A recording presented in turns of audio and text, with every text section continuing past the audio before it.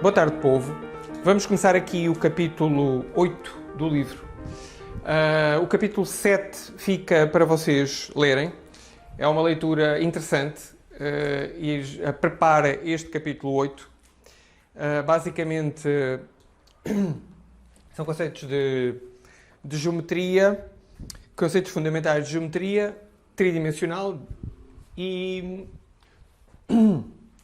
este capítulo 8, então, geometria. Normalmente é classificado de geometria espacial, mas eu prefiro geometria em R3, que dá uma continuidade para o terceiro ano. Essencialmente o que nós vamos estudar são objetos tridimensionais. Portanto, em vez de terem duas dimensões, como estavam habituados a ver, não é? Comprimento e largura, vai ter comprimento, largura e altura. São objetos, então, 3D, eixo dos X, eixo dos Y e eixo dos Z. E estes objetos são, então, objetos tridimensionais. Têm, então, três coordenadas X, Y, Z. Mas a parte analítica do estudo é feita no terceiro ano. Aqui no segundo ano vamos para a parte propriamente geométrica, clássica, do estudo destes objetos. É muito pesado em imagens, eu vou ter muito trabalho na edição destes vídeos. Tenho que colocar aqui muitas imagens. Vamos ver como é que isto sai. Então, o capítulo 8, poliedros, objetos tridimensionais com faces polígonos, portanto, a primeira coisa que têm que se recordar do ensino fundamental é o conceito de polígono, vários lados, ou vários ângulos. Os polígonos, por exemplo, um polígono mínimo é de três lados, e nesse caso temos um triângulo, depois temos quadrados, quadriláteros de vários tipos. Isto é um quadrilátero, e por aí fora. Estas figuras caracterizavam-se por um determinado número de ângulos, 3, 4 ângulos e determinadas características. Então, polígonos, se todas as faces do objeto tridimensional forem polígonos, o objeto é chamado de um poliedro. E dentro dos poliedros, eu vou mostrar aqui algumas imagens, mas vocês têm aqui na página 150, no final da página, o paralelepípedo, o cubo, prisma hexagonal, pirâmide triangular, um poliedro sem nome e uma pirâmide quadrangular. E todos estes objetos são poliedros. O que é que caracteriza um poliedro? O que caracteriza um poliedro, por exemplo, vou colocar aqui um poliedro simpático. Vou colocar aqui, por exemplo, um quadrilátero, paralelogramo. Colocar aqui um paralelogramo na face de cima, já está a dar numa coisa, e depois fazer aqui uma face em baixo igual. Então, este aqui vai para baixo, este aqui, como é por trás, este fica pela frente, é a cheio, o que está pela frente fica a cheio, o que está por trás fica acheado. E agora aqui por trás temos, aqui volta a ficar visível,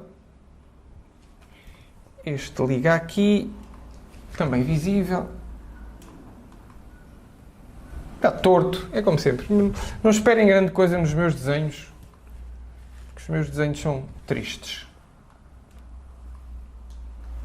Bom, anyway, vocês certamente fizeram melhores. Imaginar esta criatura. Esta criatura tem vários elementos relevantes. Então, primeiro elemento relevante, pelo menos do meu ponto de vista, são os vértices. E os vértices picam. Vértices picam. Depois, as arestas. Arestas cortam. Então, os vértices são 8 e as arestas são 4 em baixo, 4 em cima e 4 dos lados, não é? 1, 2, 3, 4, 5, 6, 7, 8 e depois 9, 10, 11, 12. 12 arestas, 8 vértices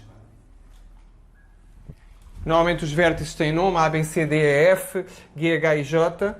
E depois as arestas são AB, AD, são para segmentos de reta as arestas. Então, elementos de análise. Para começar, os vértices, depois as arestas, depois as faces. Faces. Uma face em cima, outra face em baixo, uma à frente, outra atrás e duas laterais. Portanto, 6 faces. As faces são todas polígonos, porque é um poliedro, as faces são todas polígonos. Mais, não há mais nada. As 3 características dos poliedros são vértices, arestas e faces. Depois nós estudaremos no capítulo 9 os chamados corpos redondos. Por exemplo, o vosso famoso e muito apreciado córne de gelado. Ora, o córne de gelado, as faces não são poliedros, não é? As faces são redondas. Esta face aqui é redonda e esta aqui também é redonda. E então o córne vai ser um corpo redondo e sai fora deste primeiro capítulo, o capítulo 8, vai abordar poliedros. Então, vamos começar o estudo dos poliedros. Vamos começar o estudo dos poliedros pelo prisma. Página 151, prisma. O prisma vai precisar do princípio de Cavalieri, por isso já vamos ter que parar a meio o estudo do prisma e introduzir o princípio de Cavalieri, que é altamente intuitivo, acho que é fácil, bastante fácil de entender, e depois prossegue o estudo do prisma. Então, o que é um prisma? Um prisma é uma figura regular, tem aqui uma certa regularidade, não são... Esta aqui que eu mostrei, por exemplo, era um prisma. Quando é que nós temos um prisma? Nós temos um prisma quando temos duas faces em 2 planos paralelos. Um plano em cima, um plano em baixo, plano em cima, e as duas faces são iguais. No caso, são polígonos congruentes. Por exemplo, está aqui um caso de um prisma no vosso... não sei fazer. Sei fazer um pentágono. No caso da vossa... Eu vou cortar aqui e colar. O escolhido pelo autor foi um prisma pentagonal. Então, eu vou fazer outra coisa. Vou fazer, por exemplo, assim. Isto. Ora, a face de cima é esta e a face de baixo tem que ser igual. A face de baixo tem que ser igual. Já me ferrei. Vou tentar fazer isto mais ou menos assim. Se eu tenho a face de cima e a face de baixo, agora só tenho que unir as arestas. Só tenho que criar as arestas, não é? Vértice, este está para este está para este está para este e este está para este. Então, primeiro elemento, a face, o polígono de cima, será a face superior, é congruente com a face inferior. Então, face, vou chamar face 1 e vou chamar este face 2. E a face 1 tem que ser, para ser um prisma, a face 1 tem que ser congruente com a face 2. Ou, se quiserem, face superior e a face inferior. E agora o resto é fácil. Vou utilizar aqui outra cor para construir o meu prisma. Agora é só ligar, uma vez que os vértices são todos vértices 1 a 1 correspondentes, só tenho que ligar os vértices 1 a 1 correspondentes e tenho o meu prisma. Este liga a este. A estratégia é sempre o que está à frente é cheio, o que está invisível por trás é hasteado. Portanto, este último vai ser colocado a hasteado. E nós temos aqui um prisma. Torto, desculpem lá o desenho, está infeliz, façam melhor do que eu. A ideia era que o de baixo fosse igual ao de cima, ocupassem o mesmo espaço e em planos paralelos. Face 1 congruente com a face 2 e estão em planos paralelos. Não se cruzam, não. O plano da de cima e o plano da de baixo não se cruzam. Sei lá, por exemplo, aqui, isto é um prisma. O plano de cima é paralelo ao plano de baixo. Isto aqui era um paralelepípedo, não é? Isto é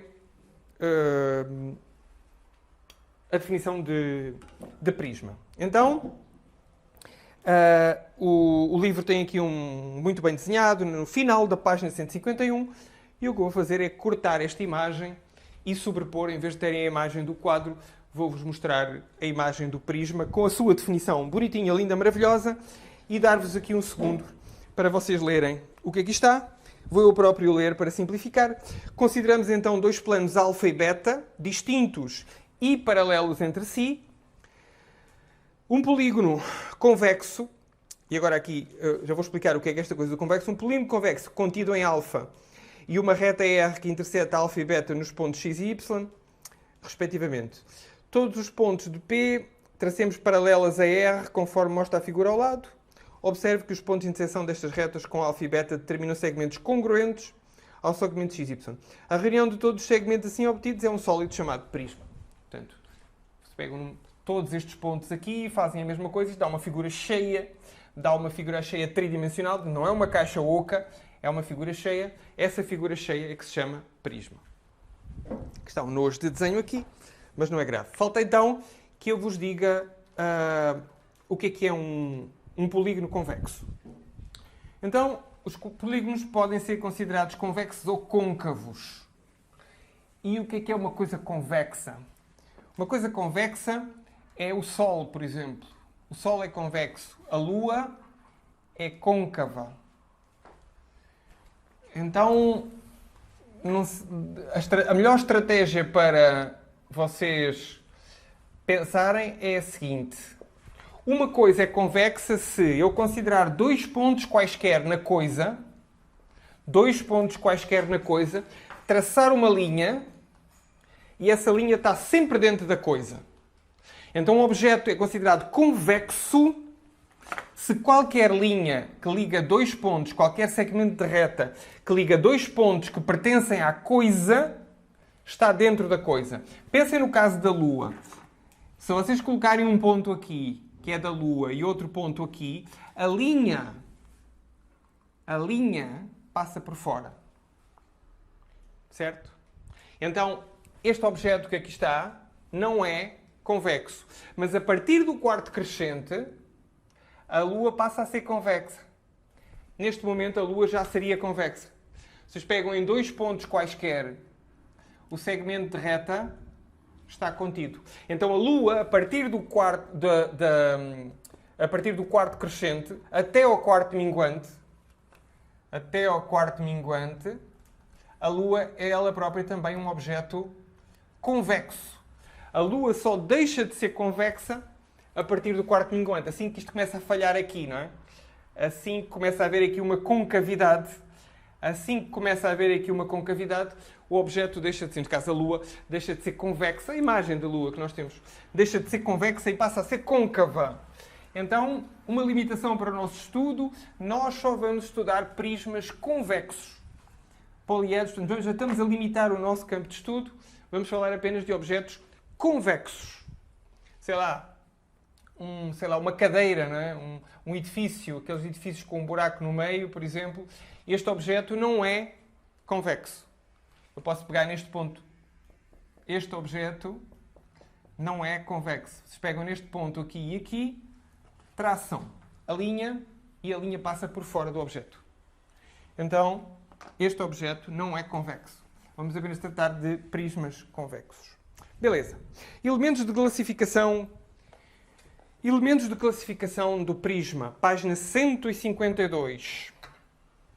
Então, os polígonos de cima e de baixo chamam-se bases, base superior e base inferior. Eu agora estarei neste momento a mostrar aqui o objeto, o prisma, portanto, a parte de cima, base, parte de cima, base, parte de baixo, base. As faces laterais do objeto, como vimos há pouco, as faces laterais do objeto,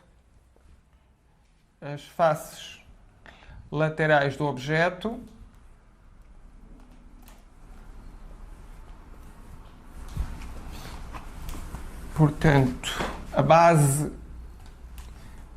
de cima, a base de baixo, as faces laterais, da frente, de trás, do lado esquerdo e do lado direito, neste caso, e a altura.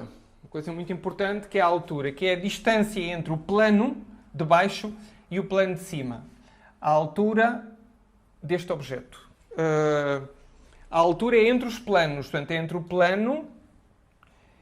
o plano que contém a base e o plano que contém a outra base. E a altura entre os dois planos é este H. A altura entre planos calcula-se entre um ponto qualquer do plano de cima e calcula-se na perpendicular, portanto, estão aqui 90 graus, isto é a altura H. Um elemento importantíssimo de análise de todos os prismas é a sua altura. Claro que se o prisma tivesse direitinho, era o tamanho de uma das arestas, mas se o prisma estiver torto, a altura não coincide com o tamanho da aresta lateral. Então, mais opções. Se o prisma estiver direitinho, se as arestas formarem ângulos retos com o plano, o prisma chama-se prisma reto. Se, neste caso, é um prisma, este é um prisma oblíquo. Porquê? Porque estes ângulos aqui, este ângulo aqui, não é? Que esta aresta faz com a base, é um ângulo, não é um ângulo de 90 graus. Então, temos aqui mais um exemplo, mais umas imagens. As imagens no final da página 152. Vou colocar aqui para vocês verem. Temos um prisma oblíquo triangular, porque a base é triangular. Um prisma reto quadrangular, porque a base é um quadrilátero. Prisma reto pentagonal, porque a base é um pentágono. Prisma oblíquo hexagonal, porque a base é um hexágono. E prisma reto octagonal, porque a base é um octógono. Agora o octógono é heptagonal, são 7. Prisma reto heptagonal, porque a base é um heptágono. Portanto, 7 lados. Se as bases forem regulares, o prisma diz-se regular. O que é uma figura regular? As figuras regulares são aquelas figuras com todos os lados iguais, não é? Portanto, lembrem-se, as figuras regulares eram o triângulo equilátero, o quadrado, e depois já não sei desenhar, mas o heptágono, não é? Não sei desenhar isto. Lamento, mas não sei desenhar o pentágono. Ser assim. Vamos rezar, mais ou menos. Tem que ser regulares, não é? Este tem que ser igual a este, tem que ser igual a este, tem que ser igual a este em tamanho. E nesse caso, se as bases são regulares, portanto, se a base do prisma de cima e a de baixo, que são congruentes, forem regulares, diz que é um prisma regular, página 152 do livro. O primeiro objeto estudado é o paralelepípedo, um caso específico de um prisma bastante fácil de identificar, que é o paralelepípedo. O paralelepípedo pode ser reto,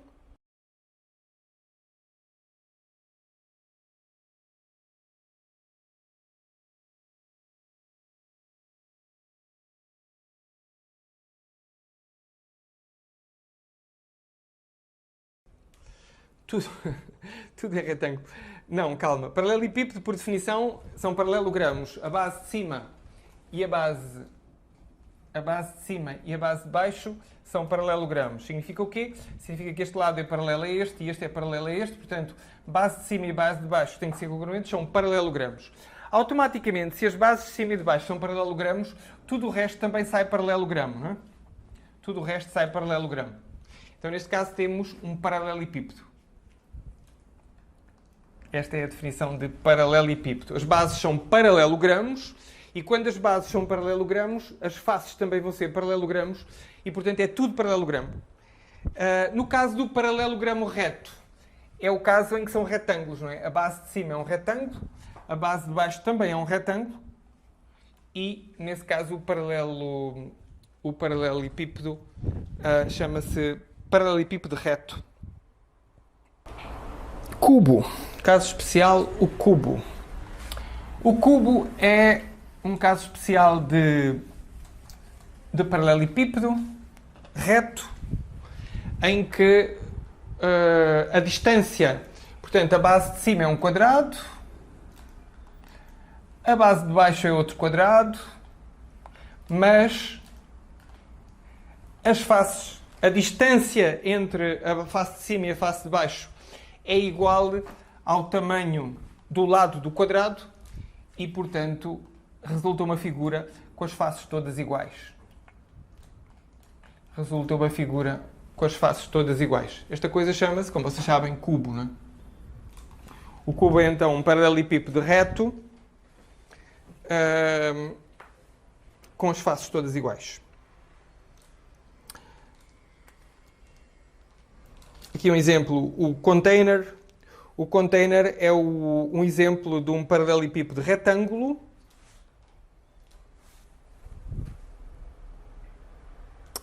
Tenho que melhorar esta definição. Eu não vou editar o vídeo. Eu vou dizer algumas besteiras e, portanto, vocês façam o favor de me corrigir nos comentários, se quiserem, do vídeo. O paralelepípedo reto é um paralelepípedo cuja superfície total é a reunião de 4 retângulos com 2 paralelogramos. Portanto, o que tem que ser retângulo são as faces mas a base de cima e a base de baixo podem ser paralelogramos. Não tem que ser necessariamente retângulos. O que tem que ser retângulo são as faces laterais. O de cima pode ser um paralelogramo. Não tem que necessariamente ser um retângulo. Claro que se a parte de cima for um retângulo e logicamente a parte de baixo também é um retângulo, tudo é retângulo e, portanto, temos um paralelepípedo retângulo. Então, quando são só retângulos as faces laterais e a face de cima e de baixo são paralelogramos, diz então que é um paralelepípedo reto. E se tudo for retângulo, então é um paralelepípedo retângulo. E o container, que está aí no final da página 153, é dado como um exemplo de paralelepípedo retângulo. Muito bem. Como é que se calcula a área total de um paralelepípedo retângulo? O primeiro problema é cálculo da área total de um paralelepípedo retângulo. Ora, se o paralelepípedo é retângulo, a fórmula da área total, tudo isto tem que ser altamente intuitivo.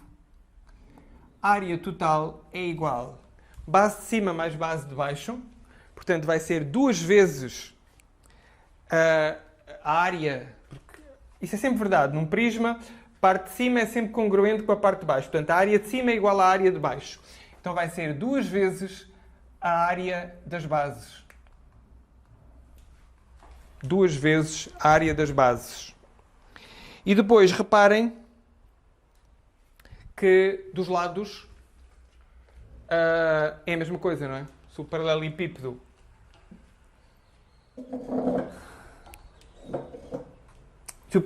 é retângulo, pensem no container, a tampa da frente mais a tampa de trás, portanto, mais 2 vezes a área lateral, mais 2 vezes a área dos lados, não é? Portanto, pensem no container da página 153.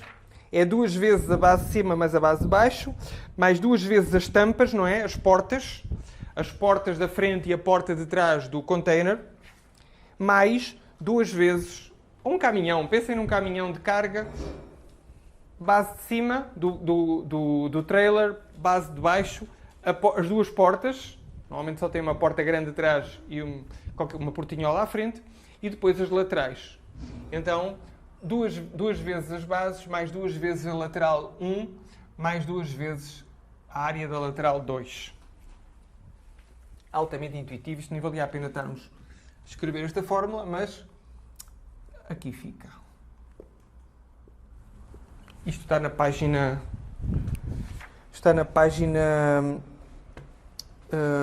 152. Bom, então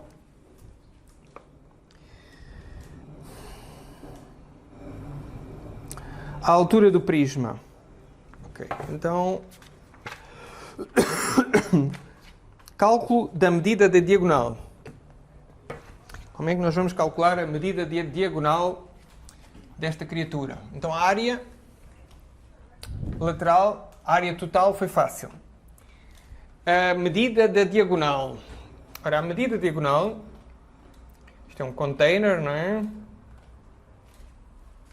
A ideia mais simples de pensar no paralelepípedo retângulo é pensá-lo como um container.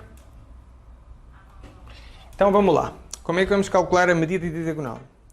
A diagonal começa aqui e acaba aqui.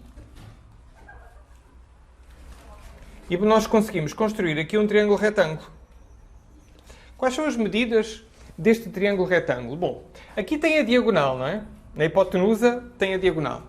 E aqui vão ter este aqui, esta diagonal do de baixo, que nós podemos obter o comprimento dela pelo teorema de Pitágoras. E tem esta aqui. Esta aqui é fácil. Vamos, por exemplo, chamar ABC A, B, C, D, E, F, G e H. Então, a medida de diagonal ao quadrado é igual a DB ao quadrado mais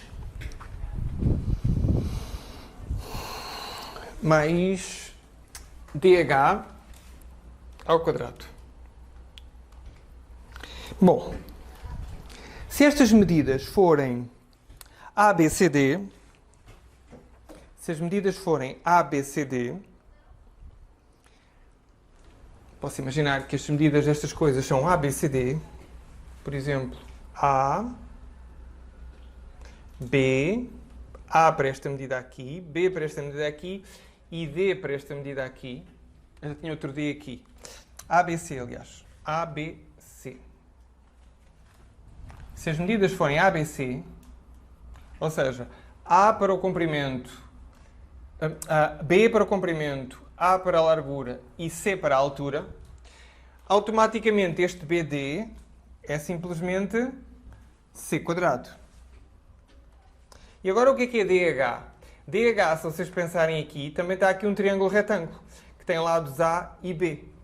Então o que é que nós temos? Temos que esta diagonal ao quadrado, DH ao quadrado, é igual a B quadrado mais A quadrado.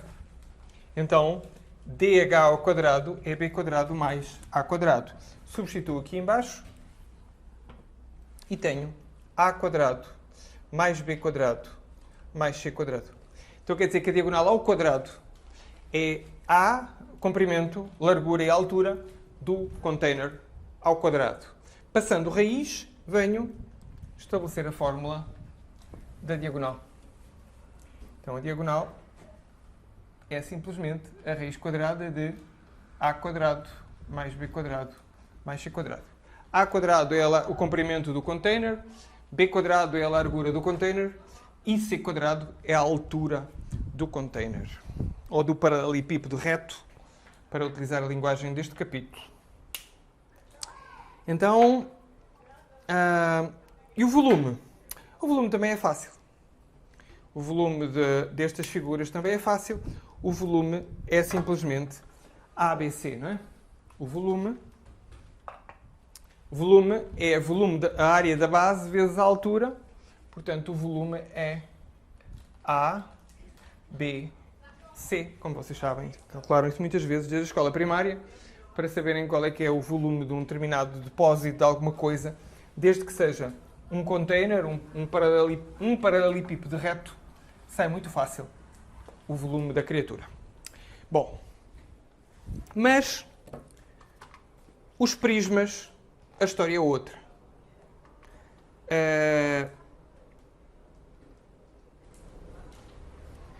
Bom, no caso do cubo é um caso particular, ainda faltava isso aqui.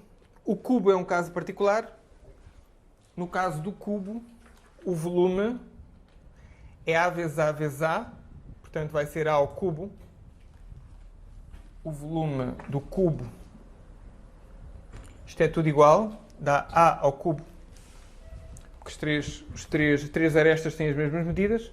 E a diagonal do cubo é... É melhor fazer isto aqui. Vou pegar nisto, alterar tudo e colocar o caso específico do cubo. Então, vamos ver a área total, a medida da diagonal e o volume do cubo. Então, o caso particular do cubo. Primeiro, a área da base é lado vezes lado. Portanto, a área, como é um quadrado, é a lado vezes lado, não é? A área de uma base de um cubo é lado vezes lado. Portanto, a área vai ser 2a². Os laterais também são a², portanto, 2a². E aqui também é 2a². Portanto, a área é 6a². Simples. A área lateral, a área total do cubo é 6a². A diagonal vai ser raiz quadrada de a² mais a² mais a². Porquê? Porque A, B e C são iguais, são todos iguais a A. O comprimento, a largura e a altura são iguais. Então dá raiz de 3a². Ou seja, raiz de 3a. Sai o raiz de 3, sai o a², corta ao quadrado com a raiz. 3, raiz de 3a. E o volume é ABC, portanto A vezes A vezes A. Ou seja, A ao cubo. Página 156. E depois na página 157 há alguns exercícios que ficam para vocês fazerem. Página 158 também. Quem está a ter algum tipo de dificuldade até agora... Bom, primeiro pode estar a ter dificuldade pela minha maneira de explicar não ser a mais conveniente. Mas, se estão a ter dificuldades conceituais, aconselho-vos realmente a perderem aqui algum tempo com os exercícios e verem se são realmente capazes de fazê-los todos. Espero que sejam. Página 160. Precisamos então agora de saber o volume em geral de um prisma qualquer. Ora, no caso de um prisma qualquer, um prisma oblíquo, bom, se o prisma for reto, não há problema. Vocês calculam a área da base.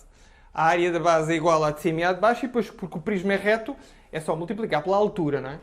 Eles pegam na área da base e multiplicam pela altura e ficam com o volume do objeto. Mas, se o objeto for oblíquo, temos que deduzir uma fórmula para obter o volume da criatura. E aí entra o princípio de Cavalieri. O princípio de Cavalieri é bastante intuitivo. Se eu pegar aqui num objeto qualquer,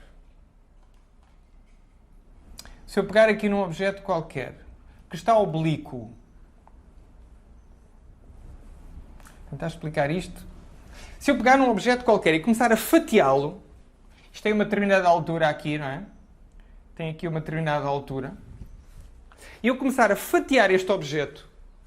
Primeira fatia, corto aqui uma fatia em baixo. Fatio e coloco aqui.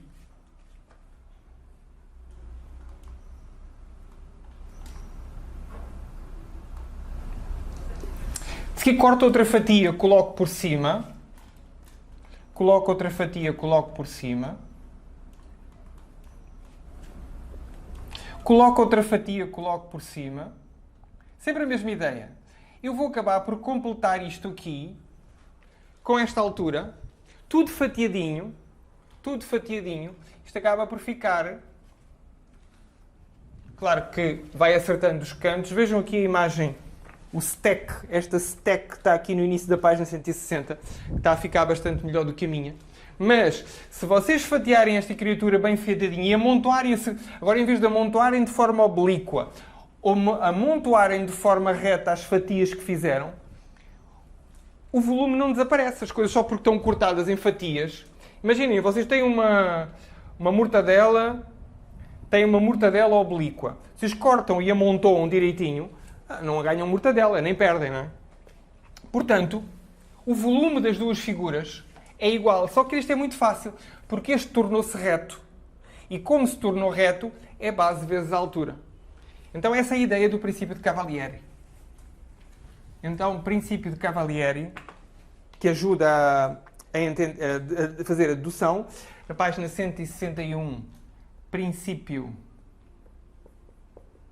de Cavalieri, que é bem útil em muitas situações na geometria, diz então o seguinte: dois sólidos dos quais todo o plano secante, portanto, todo o plano de corte, todo o plano secante paralelo a um dado plano, portanto, neste caso, paralelo à base de cima, paralelo à base... Os cortes, plano secante, plano de corte.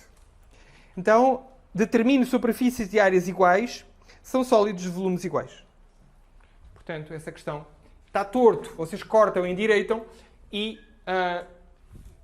não altera o tamanho, não é? Porque as fatias não alteram espessura ao objeto, simplesmente ajustam a um prisma reto. E, portanto, aquilo que está torto,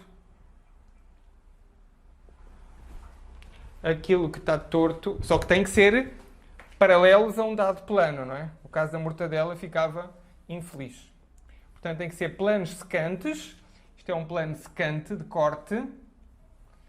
E estes sólidozinhos obtidos aqui vão-se amontoando deste lado. Vão-se amontoando deste lado. Vão-se amontoando e vão gerar um objeto com a mesma altura do primeiro. Então, como a área da base é um polígono, como a área da base do prisma é um polígono, tem as estratégias para calcularem a área da base. Por exemplo, se a área da base for um triângulo, se a área da base, quer a base de cima, quer a base de baixo, que tem que ser congruentes, se for um triângulo, vocês têm base vezes a altura sobre 2, base vezes a altura sobre 2, para calcularem a área da base. Portanto, os dois elementos que vocês vão necessitar para saber o volume do prisma é a área da base, e aí quem tem unhas é que toca guitarra, tem que saber do ensino fundamental como é que se calculam as áreas dos principais polígonos e multiplicar pela altura do prisma. No caso do prisma reto, é simplesmente o tamanho da aresta, porque ele é reto. No caso do prisma oblíquo, vai ser uma altura calculada por alguma estratégia vossa. A área das bases, a área lateral não vai ter implicação no cálculo do volume, mas como é que se calcula a área lateral? A área lateral é a área dos polígonos correspondentes aos laterais, não é? E esses polígonos laterais têm as suas próprias regras. Se forem quadriláteros, têm as regras para determinar as áreas dos quadriláteros. Se forem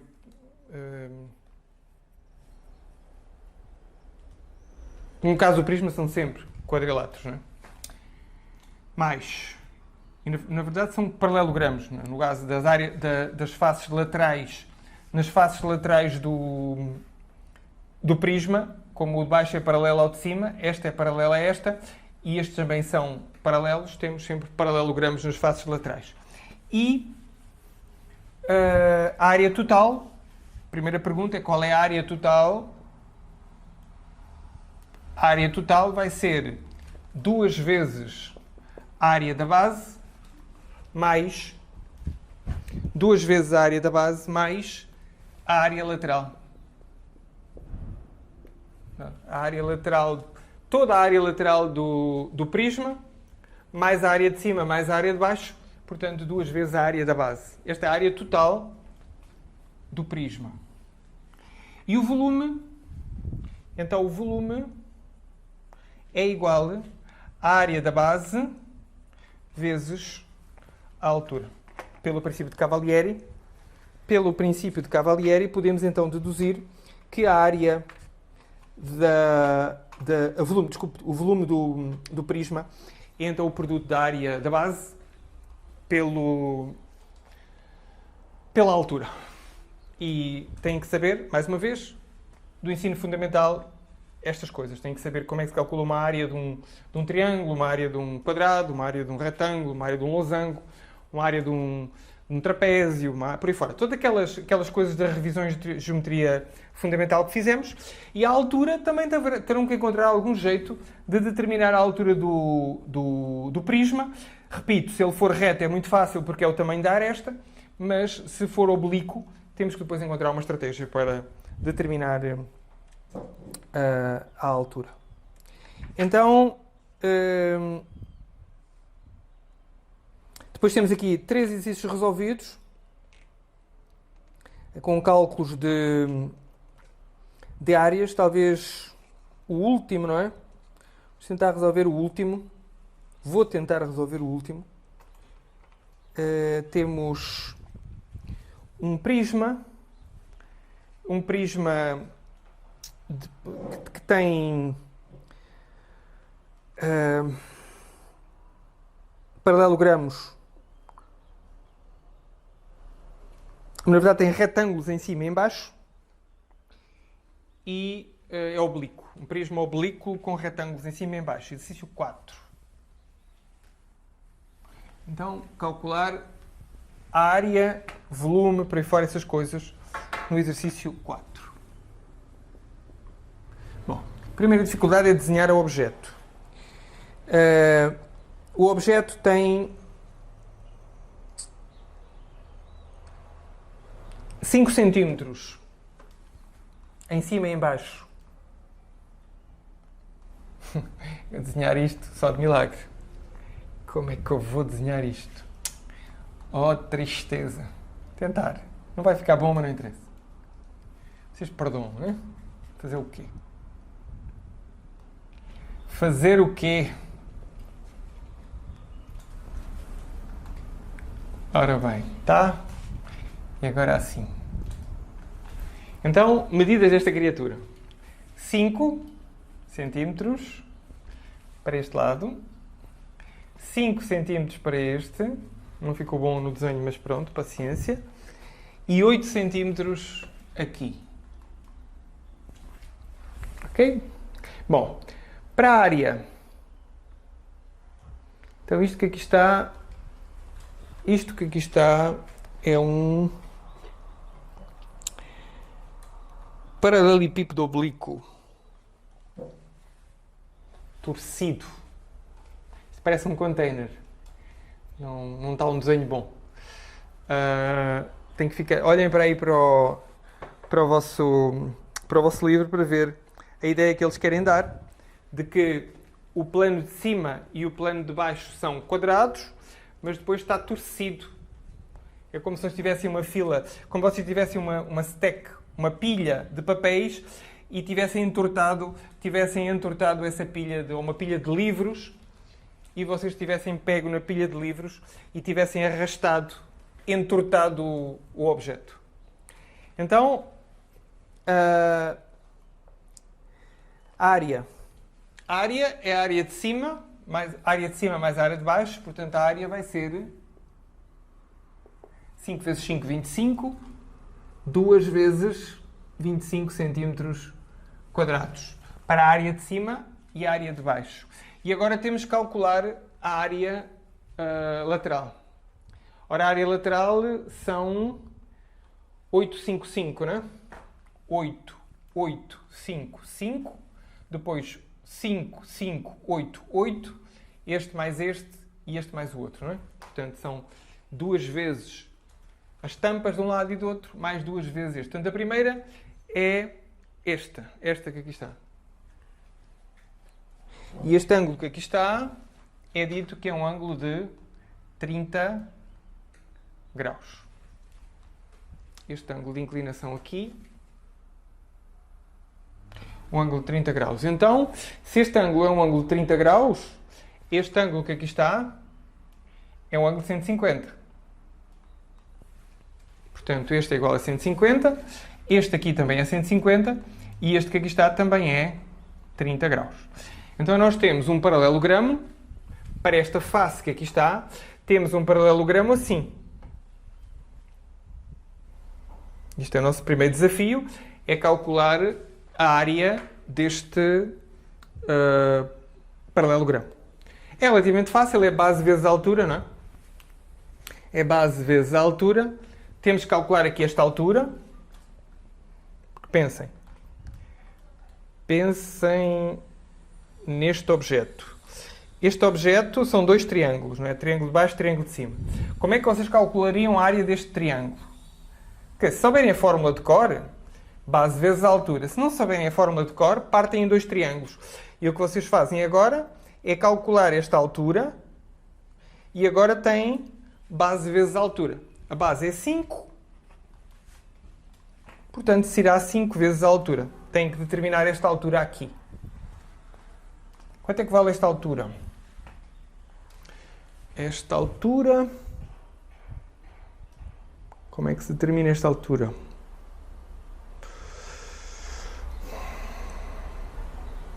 Ora bem, ângulos 30 graus aqui, não é? 30 graus aqui. 5 neste comprimento. E agora este comprimento aqui é 8, né? 8. Então vamos pelo... Ora, temos o cateto oposto e temos a hipotenusa, né? E temos o ângulo de 30 graus. Vamos pelo seno, né? Seno de 30 graus é igual ao cateto oposto sobre a hipotenusa. Ora, seno de 30 graus é 1 meio, é 1, 2, 3, né? 1 meio h sobre 8.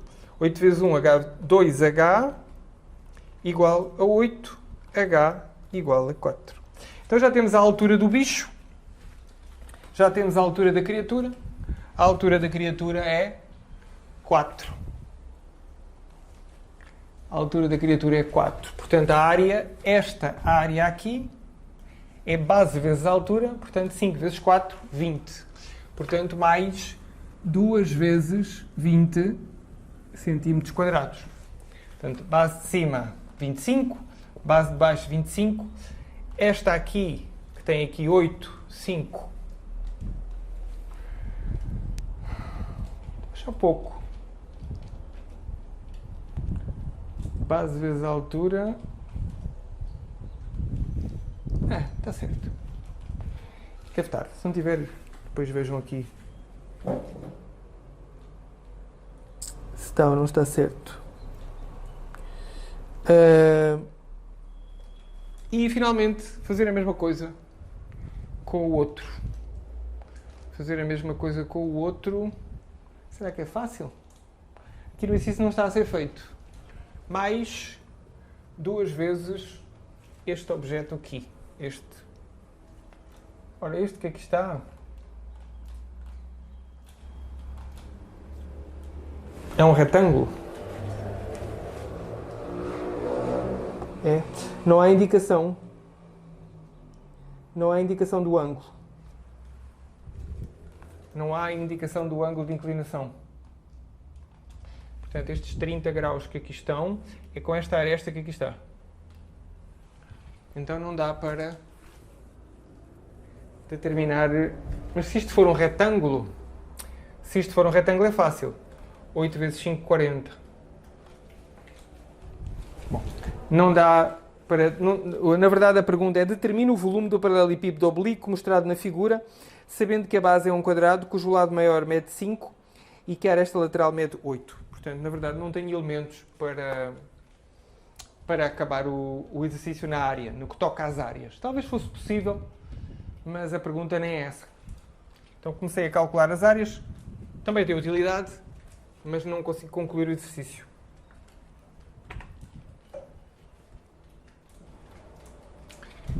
Entretanto, o volume. Bom, o volume, vamos aproveitar alguma coisa. Vamos aproveitar a área da base, que já calculámos, não é? 20. Vamos aproveitar a área da base, que é 20.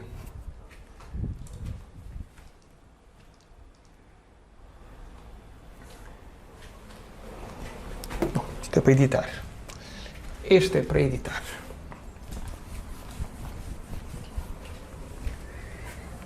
Então, exercício 4. Determina o volume Determina o volume de um paralelepípedo oblíquo mostrado na figura, sabendo que a sua base é um quadrado, cujo lado mede 5 cm e a aresta lateral mede 8 cm. Então, a base é um quadrado. A base é um quadrado de 5 e a aresta mede 8.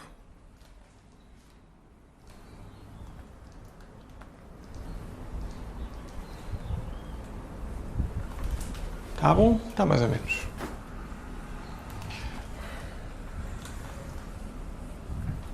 Está mais ou menos.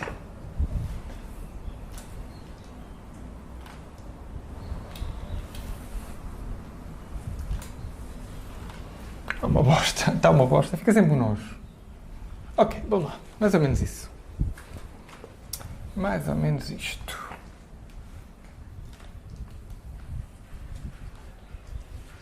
E agora?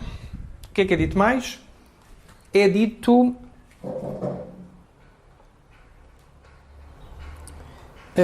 é dito que a inclinação é 30 centímetros. A inclinação, 30 centímetros, 30 graus. 30 graus, aqui. Entre este e este, 30 graus de inclinação. Então, a área da base é 5 vezes 5, 25. A área da base é um quadrado, 5 vezes 5 centímetros quadrados, ou seja, 25 centímetros quadrados. E a altura? A altura é olharem para aqui, não é? A trigonometria vai nos oferecer de imediato a altura deste objeto. Então, isto é a hipotenusa, isto é o cateto oposto, e temos então que o seno de 30 graus é igual ao cateto oposto sobre a hipotenusa. Ou seja, temos que seno de 30 graus, 1, 2, 3, seno de 30 graus é 1 meio, 1, 2, 3, 3, 2, 1. Temos o seno é 1, 2, 3. 1 meio é igual a h sobre 8.